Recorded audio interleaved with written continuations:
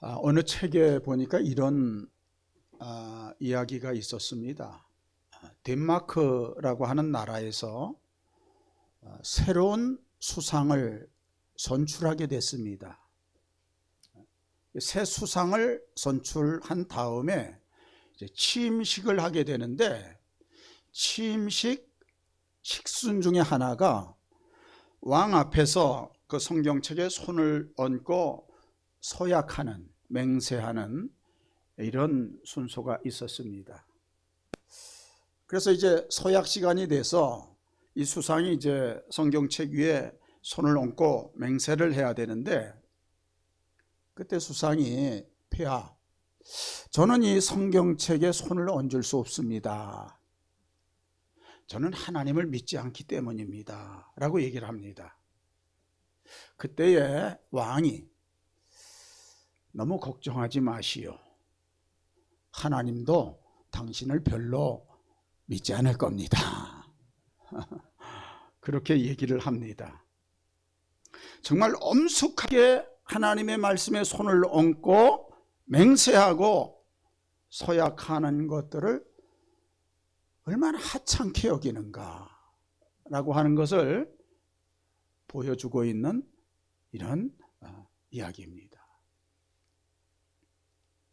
오늘 그 주님께서 이 맹세에 대해서 말씀을 하세요. 너희가 헛맹세하지 말라, 맹세한 것은 지키라 하는 말을 들었다. 이 맹세해야 되는 말씀. 참 사람들이 많은 맹세를 하고 서약을 합니다. 성경에도 보면 맹세하고 서약했던 많은 모습들을 보게 됩니다. 야곱이라고 하는 사람이 고향을 떠나서 외삼촌 집으로 가다가 날이 저물어서 이 광야에서 이제 하룻밤을 자게 되지 않습니까?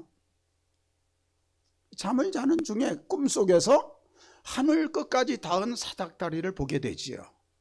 그때 하나님의 음성을 듣습니다. 야곱아, 너는 두려워하지 말아라. 네가 어디를 가든지 내가 함께 할 것이다. 너와 함께 할 것이다. 너를 지켜줄 것이다. 네가 허락한 것을 다 이루기까지 너를 떠나지 아니할 거다 라고 하는 그런 음성을 듣습니다. 그 음성을 듣고 잠이 깬 야곱이 여호와께서 과연 여기 계시거늘 내가 알지 못하였도다 라고 하면서 소원을 하고 맹세를 해요. 하나님 말씀처럼 늘 저와 함께 하시고 제가 이곳으로 무사히 돌아오게 해 주신다면 이곳에 있는 이 돌 기둥이 하나님의 집이 될 겁니다. 그리고 제 모든 10의 1을 하나님께 드리겠습니다 라고 서약을 하고 맹세를 합니다. 또 여러분, 그 사사기에 보면 입다라고 하는 사사가 이 암몬 족속과 전쟁을 하게 되는데, 전쟁에 출전하면서 하나님께 서약을 해요. 하나님, 저 암몬 사람들을 제 손에 붙여주시어서 승리하고 무사히 돌아오게 해주시면 제일 처음 저를 맞이하는 자를 하나님께 드리겠습니다. 소원을 하고 맹세를 합니다. 그래서 하나님께서 승리하게 해주세요. 돌아왔을 때에 제일 먼저 맞이했던 사람이 무남족 동녀, 하나밖에 없는 딸이 이 입다를 맞이합니다. 2달을 애곡한 다음에 딸을 드려요. 그 맹세했던 이런 일들이 기록이 됩니다. 그런가 하면 하나님도 맹세하셨던 이런 모습을 보게 됩니다. 자, 여러분, 그 창세기 15장에 보면 본래 하나님께서 그 아브라함을 부르실 때에 아브라함아, 내가 너에게 후사를 주어서 그 후사를 통해서 하늘의 별과 같이 번성하게 하리라, 큰 민족을 이루게 하리라 라고 약속을 하십니다. 그런데 시간이 지났는데도 그 약속이 이루어지지 않으니까 아브라함의 마음속에 그 하나님의 약속을 확신하지 못하고 의심하는 마음이 이런 들었습니다. 그랬을 때에 창세기 15장에 밤중에 하나님께서 아브라함을 부르세요. 불러서 밖으로 나오게 해서 하늘을 봐라, 하늘에 있는 저 무뼈를 봐라. 내 후사가 너에게 후사를 주어서 저 무뼈과 같이 번성하게 하리라 라고 하나님께서 말씀을 하세요. 약속을 하세요. 그러면서 자, 하나님보다 더 큰 존재가 없잖아요. 그러니까 하나님은 내 이름으로 맹세하노니 내 말대로 네 자손이 저 하늘의 무별과 같이 번성하리라 라고 말씀을 하세요.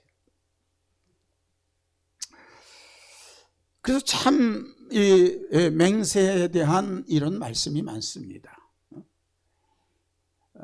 그 창세기도 보면 아브라함이 자기 아들 이삭의 신부감을 이렇게 자기 종에게 구해오라고 보내면서 맹세하게 해요. 허벅지에 손을 넣고 맹세하라, 맹세하는 이런 장면들이 나옵니다. 그래서 이제 맹세를 하는데 이 성경에서는 반드시 맹세에 이런 규칙이 있었습니다. 반드시 맹세를 하는데 여호와의 이름으로 맹세해라. 다른 이름으로 하지 말고 여호와의 이름으로 맹세하라. 그 다음에 이 여호와 하나님의 이름으로 맹세했다면 반드시 지켜라. 만일 여호와의 이름으로 맹세하고 지키지 않으면 그 책임을 너에게 묻겠다. 그 값을 너에게서 찾으리라. 그래서 맹세하는데 그냥 헛되게 맹세하지 말아라. 함부로 맹세하지 말아라 라고 말씀을 하고 있습니다. 자, 이것이 맹세하라고 하는 이런 말씀인데, 자, 이 맹세에 대해서 어떻게 지켜야 될 건지를 성경에서 또 가르치고 있어요. 그래서 여러분 출애굽기 22장에 보면 자, 어느 사람이 며칠 동안 여행을 하게 됩니다. 먼 지역을 여행을 하게 돼요. 근데 집에 소를 키우고 양을 키우는 가축들이 있었습니다. 멀리 여행을 하게 되니까 이 집에 있는 소와 양들을 친한 이웃에게 좀 맡겨요. 며칠 동안 내가 집을 비운 사이에 이 양들을 좀 잘 돌봐달라라고 부탁을 하고 여행을 떠납니다. 그런데 여행 중에 이 소와 양을 맡았는데 양이 몇 마리 죽는 거예요. 그 맡은 사람이 일부 죽인 게 아니고 그냥 그 양이 죽게 된 겁니다. 자, 근데 내가 이런 책임이 없다, 이거를 결백을 증명해야 되는데 증명하기가 참 어려운 거예요. 이게 자칫 잘못하면 두 사람의 관계가 깨지고 배상을 해야 될 이런 문제가 생기는 거예요. 자, 그때에 이 맡았던 사람이 아무 잘못이 없다라고 했을 때에 맹세를 해라. 그러면서 가르쳐 주신 말씀이 출애굽기 22장 11절 말씀에 보면, 자, 두 사람 사이에 맡은 자가 이웃의 것에 손을 대지 아니하였다고 여호와께 맹세해라. 나는 아무 잘못이 없다.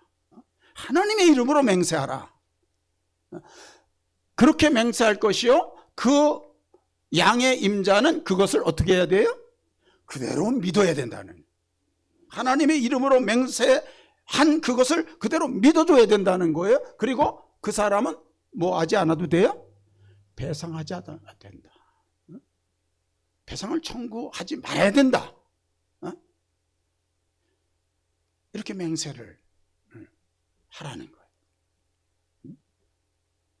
그래서 반드시 여호와 이름으로 맹세하고 맹세, 그 이름으로 맹세했다면 믿어줘야 되고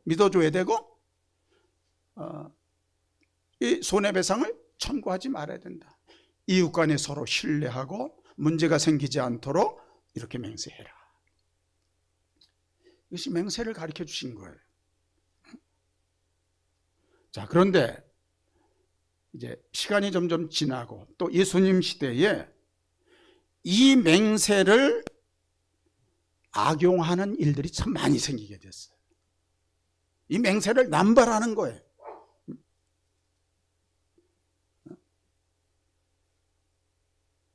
자기의 어떤 것들을 주장하기 위해서 여호와의 이름으로 맹세하고 그걸 지키지 않는 일들이 너무 많이 일어나기 시작한 겁니다. 그래서 성경에서는 여호와의 이름으로 맹세하고 지키지 않으면 그 값을 너에게서 찾으리라 라고 말씀을 하셨어요. 그러니까 여호와의 이름으로 지키지 않으면 책임을 묻겠다고 하니까 두려운 마음, 무서운 마음이 든 거예요. 그러니까 여호와의 이름이 아니라 다른 이름으로 맹세하기 시작했어요. 하늘을 두고 맹세한다. 성전을 두고 맹세한다. 내가 예루살렘을 두고 맹세한다 라고 하기 시작했습니다. 그러면 맹세를 어겨도 책임이 물으시지 않는다고 생각을 했기 때문에. 그래서 오늘 이 34절에 주님께서 이렇게 말씀하시는 거예요. 나는 너에게 이르노니 도무지 맹세하지 말라. 하늘로도 말고 이는 하나님의 보좌다.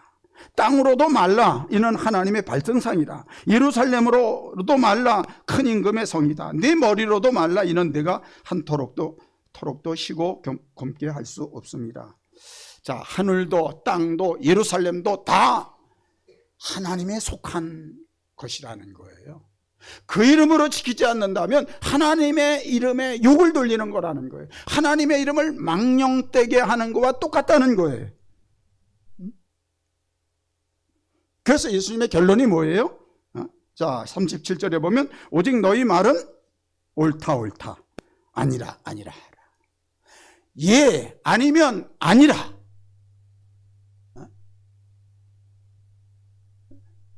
정직해야 된다는, 투명해야 된다는, 투명해야 된다. 근데 여러분 왜 맹세를 합니까? 하나님의 이름을 두고 왜 맹세를 합니까? 내 말을 믿어주지 않으니까, 내 말을 신뢰해주지 않으니까 어떤 더 큰 대상을 이렇게 두고서 맹세하지 않습니까? 내 말을 믿어주지 않는 거예요. 내 말을 신뢰하지 않으니까 다른 곳에 두고 맹세를 하는 거예요.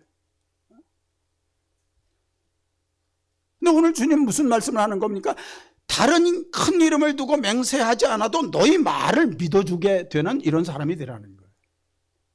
저 어떤 사람은 걸핏하면 내 말이 틀리면, 내가 약속을 지지 않으면 손에 장을 지진다. 손에 장을 짓는다고 하는 의미가 뭘까 한번 제가 찾아봤어요. 근데 여러 가지 설이 있더라고요. 근데 그 설 중에 가장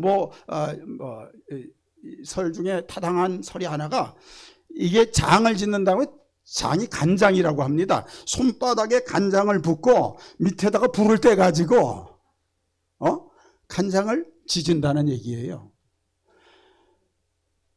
내 말이 아니면 손에 장을 지진다라고 해놓고 약속을 어기고 장을 짓는 사람은 제가 한 번도 못 보고 들어본 적도 없습니다. 내 말을 믿지 못하니까, 내 말을 신뢰하지 못하니까 이런 약속을 하고 지키지 않는.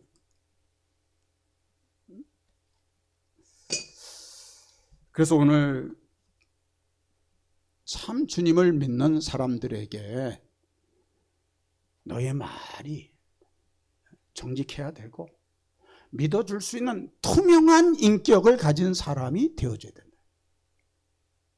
자, 여러분, 우리나라 그 초기에는요, 내가 예수 믿는 사람입니다 라고 하면 믿어줬어요. 믿어줬습니다. 또 아주 특출나게 정직한 사람들이 있었어요. 알아보니까 예수 믿는 사람들이에요. 아, 예수 믿는 사람이 다르구나. 그래서 감동을 받는 적이 많았습니다. 그런데 지금은요, 내가 아무리 나는 교회 다닙니다, 예수를 믿습니다, 교회에 집사고 목사고 장로님 전혀 믿어주지 않습니다. 한 번은 우리나라 직업 중에서 가장 신뢰하는 사람들이 누군가라고 조사를 한 적이 있습니다. 직업 중에서 가장 신뢰하는 사람들이 누군가. 첫 번째가 1위가 소방관들이었어요. 두 번째가 간호사들이었습니다. 세 번째가 환경미화원이었습니다. 근데 성직자로 분류되는 이런 사람들은 천주교 신부가 11위, 승려들이 18위, 목사가 25위였어요. 환경미화원보다도 훨씬 아래고, 승려보다도 아래고. 이게 참 교회 지도자의 한 사람이 저도 참 얼마나 부끄러운 모습인지. 왜?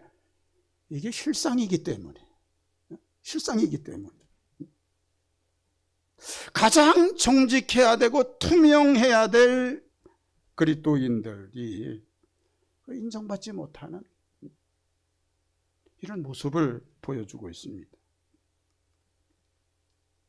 그래서 오늘 예수님께서 예수님을 따르는 제자들을 향해서, 예수님을 믿는 사람들을 향해서 너희 말이 무슨 말을 해도 믿어줄 만한 정직한 사람이 돼야 된다. 투명해야 된다. 왜 그렇습니까? 우리가 믿는 하나님은 어떤 분이세요? 신실하신 분이십니다. 절대 거짓말하지 않으시는 신실하신 분. 그래서 그 하나님은 어떤 분이세요? 거짓을 싫어하세요. 싫어하는 정도가 아니라 미워하세요. 그래서 시편 5편에 보면 이렇게 말씀을 하고 있습니다. 오만한 자들이 주의 목전에 서지 못하리이다. 주는 모든 행악자를 미워하시며 거짓말하는 자들을 멸망시키시리이다. 여호와께서는 피 흘리기를 즐기는 자와 속이는 자를 싫어하시나이다. 거짓말하는 자들을 어떻게 하세요? 멸망시키겠다. 싫어하시는 정도가 아니라 멸망시키겠다. 여러분, 사탄은 누구죠? 거짓말장이, 거짓말의 아비다라고 성경은 말씀을 하고 있어요. 거짓말의 아비. 그래서 여러분, 이 사탄이 뱀이 첫사람을 어떻게 유혹했습니까? 하나님께서 아담과 하와를 에덴 동산에 두시고 다른 건 다 먹되 선악과를 먹지 말라, 먹으면 죽으리라, 정령 죽으리라고 말씀하셨어요. 그런데 사탄이 어떻게 유혹을 합니까? 아니다. 선악과를 먹으면 눈이 밝아져서 하나님과 같이 되리라. 그걸 먹어도 죽지 아니하리라. 그렇게 거짓말로 유혹을 해서 첫사람이 선악과를 따먹게 했습니다. 이게 사탄은 거짓말장이요, 거짓말의 아비다. 거짓말하면은 사단의 이 도구가 되는 것이죠. 여러분, 사도행전 5장에 보면 아나니아와 삽비라 부부에 대한 이야기가 나와요. 자, 이들이 부부가 참 감동을 받아서, 은혜를 받아서 자기가 있는 땅을 팔아서 하나님께 이제 드리기로 이렇게 둘이 결정을 합니다. 이 땅을 팔았어요. 팔았는데 아까운 생각이 드는 거예요. 일부를 감추고 일부를 갖다 드립니다. 그때 베드로가, 아나니아야, 네 마음에 어찌 사단이 가득해서 이런 일을 행하였느냐? 이거는 사람에게 거짓말한 것이 아니라 하나님께 거짓말한 것이다. 그래서 한 날 두 부부를 하나님께서 데려가세요. 어떻게 보면 참 이해하기가 어려운 말씀이에요. 아니, 하나님께 일부를 자기들이 가지고 드렸다고 하나님께서 데려가실 필요까지 있는가? 그런데 이 초대교회 아나니아와 삽비라 부부를 통해서, 이 사건을 통해서 뭘 가르쳐 주시는 겁니까? 교회는 순수해야 된다. 교회가 거룩해야 된다. 결코 거짓말을 허용해서는 안 된다. 이걸 가르치시는 거예요. 이제 막 시작한 교회가, 어린아이와 같은 교회가 이런 거짓된 것을 허용해서는 안 된다. 순수해야 되고 정직해야 되고 깨끗해야 되고, 이걸 가르치고 교훈해 주시는 하나의 사건이었습니다. 참 우리가 사는 세상이 너무 거짓이 가득한 세상에 살고 있습니다. 이런 거짓된 세상에서 살면서 정말 나만 정직해야 된다고, 정직하게 산다고 하는 게 이게 참 어려운 일이에요. 정말 너무 고지식하게 정직하다 보면 손해볼 때도 있고요, 따돌림을 받을 때도 있고요. 그래서 뭐라고 얘기합니까? 사람이 너무 그렇게 고지식하면 안 된다. 요령이 있어야지. 그 말 속에는 어떤 의미가 들어있는 겁니까? 좀 적당하게 타협도 좀 하고 적당하게 거짓말도 해야지. 그렇게 처신하느냐? 그런 말이 숨겨져 있는 것이죠. 그만큼 이 세상에서 정직하게 산다고 하는 게 참 어려운 일입니다. 어느 대학교에서 조사를 했어요. 정말 우리나라에서 정직하게 살 수 있는가? 조사를 했는데 참 충격적이게도 73%가 정직하면 살 수 없다. 그중에 10대, 20대가 대부분이었어요. 참 기가 막힌 일입니다. 이제 세상을 살아가는 10대, 20대들이 정직해서는 세상을 살 수가 없다. 그렇게 생각을 하는 거예요. 그런데 오늘 주님께서 이 말씀을 하시면서 너희 헛된 맹세하지 말아라. 너희 무슨 말을 하든지 믿어주는 정직한 자가 되라. 그런 투명한 인격을 가진 사람이 되라 라고 말씀을 하고 있는데, 왜 그렇습니까? 너희는 주님을 따르는 제자이기 때문에. 주님은 이 세상에 오셔서 계셨지만 거짓이 없는 분이실 뿐만 아니라 거짓을 아예 모르시는 분이세요. 그래서 이사야 53장 9절에 보면 말씀하십니다. 이 세상에 오신 주님은 강포를 행하지 아니하였고 그 입에 거짓이 없었다. 거짓이 없었다. 거짓을 미워하시고 거짓을 모르시는 분이시죠. 그래서 예수님은 어떤 경우도 과장하거나 무슨 거짓된 말을 첨가하신 분이 아니었습니다. 그래서 그 주님께서 너희가 어떤 문제든지 예, 옳다, 아니면 아니다 라고 해라 라고 말씀을 하십니다. 때론 좀 손해를 봐도, 어려워도 정직해라. 그리고 하나님은 어떤 분이십니까? 정직한 의인들을 기뻐하시고 그 후손들에게 복을 주신다고 약속을 하세요. 정직한 자의 후대가 복이 있으리로다. 그러니까 여러분, 우리가 당장만 생각해서는 안 됩니다. 현실만 생각해서는 안 돼요. 멀리 바라봐야 됩니다. 나중을 바라봐야 됩니다. 정직한 의인들이 손해를 보고 고난을 받을 수 있어도 멀리 보면 정직자의 후대가 복을 받을 것이다. 당장 거짓말하면 성공할 수 있는 것 같지만, 당장 거짓된 방법으로 많은 돈을 벌 수 있을 것 같지만 나중으로 보면 소탐대시라는 그런 우를 범하는 거예요. 멀리 봐야 됩니다. 여러분, 미국의 그 37대 닉슨 대통령이 워터게이트라고 하는 거짓말한 것 때문에 결국은 사임을 하게 됩니다. 그 다음에 지미 카터라고 하는 대통령 후보가 나는 절대 거짓말하지 않겠습니다, 나는 정직하겠습니다, 이 모토를 가지고 운동을 했는데 그게 사람들의 인정을 받아서 대통령이 돼요. 그리고 그 공약대로 그는 철저하게 정직하게 모든 일을 하려고 굉장히 애를 썼습니다. 그런데 현실은, 정치 현실은 그렇지 않았어요. 정직하기만 한 이 카터 대통령은 무능한 사람이다, 무능한 대통령이다 라고 하는 그런 소리를 듣게 됐습니다. 그래서 그 다음에 그 대통령 레이건과 경쟁을 해서 낙마를 하게 되죠.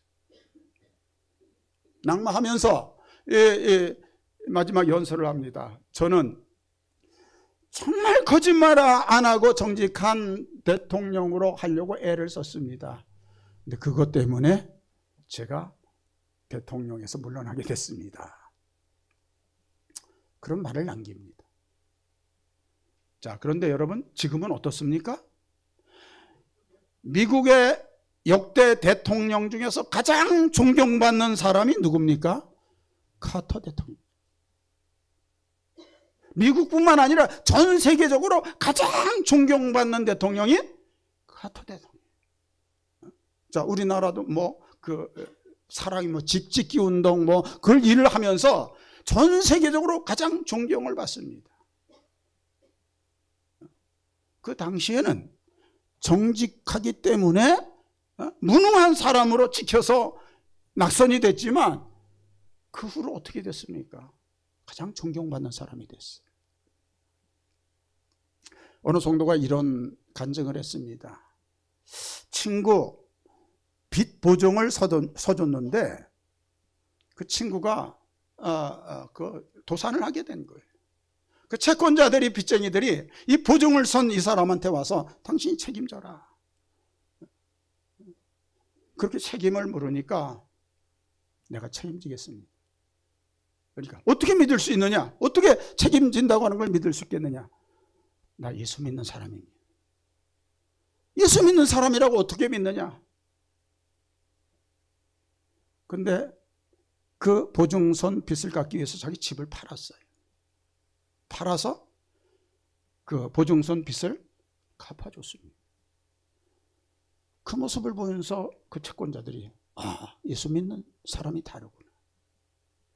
그 집을 팔고 변두리에 이제 집을 사게 됐는데 시간이 지난 다음에 재개발 지역으로 지정이 돼서 자기 팔았던 곳에 집을 3채나 살 수 있는 가격으로 오르게 된 거예요. 그럼 멀리 봐야 됩니다. 당장만 보지 말고. 하나님의 약속이 뭐예요? 정직한 의인이 복이 있고 그 후대가 복이 있으리로다. 복이 있으리로다. 정말 정직해서 손해봤던 사람들, 따돌림을 당했던 초기의 사람들이 많은 고난을 받았지만 지금 그 후대들이 하나님의 복을 받습니다. 하나님께 보상을 받아요. 그래서 오늘 주님께서 너희가 함부로 맹세하지 마라. 맹세하지 않아도 너희 말을 믿어줄 만한 사람이 되라. 그리고 혹 맹세했다면 반드시 지켜라. 그래서 늘 주님의 그런 모습을 우리가 닮아가서 정말 우리가 너희가 세상의 소금이다, 빛이다 라고 말씀하셨는데 어떻게 빛이 되고 소금 될 수 있습니까? 먼저 우리의 말이 믿어주는 사람, 믿을 수 있는 사람, 저 사람은 한번 얘기한 건 반드시 지키는 사람이다. 이런 사람이 되어질 때에 정말 세상에서 빛이 될 수도 있고 소금도 될 수 있고 주님의 선한 영향을 미치면서 살아가는 귀한 삶이 되어지시는 줄 믿습니다. 예, 이제 우리 다 같이 찬송가 321장 찬송하시면서 성금을 드리겠습니다.